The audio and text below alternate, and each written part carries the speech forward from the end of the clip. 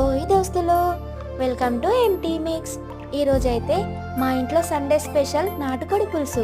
నాటుకోడి పులుసు అయితే మాకు ఈరోజు తినాలనిపించింది. ఎందుకంటే మా ఇంట్లో అందరికీ జలుబు దగ్గులే ఉన్నాయండి. సో కొంచెం పులుసులాగా స్పైసీగా కావాలని అడిగితే మేమైతే వెంటనే నాటుకోడి తెప్పించాము. ఎందుకంటే ఇప్పుడు నోరు రుచించినప్పుడు కొంచెం టేస్టీగా అనిపించాలి కదా. సో అందుకే నాటుకోడి పులుసు కొంచెం కారంగా ఘాటుగా చేసుకొని తిందామని ఫిక్స్ అయ్యాం. ఇలాంటి టైంలోనే కదా మనకు కొంచెం టేస్టీగా తినాలనిపిస్తుంది.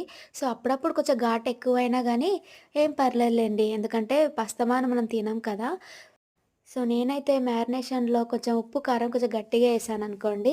ఇక మీరు కూడా జలుబు, దగ్గు అయినప్పుడు ఎలాంటి ఫుడ్ తీసుకుంటారో కామెంట్ చేయండి.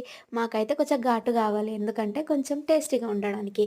సో, మీరు కూడా ఫుల్ వీడియో కావాలంటే ఛానల్‌లో అప్‌లోడ్ చేస్తాను. ప్లీజ్ వెళ్తూ వెళ్తూ సబ్స్క్రైబ్ చేయండి. Thank you for watching.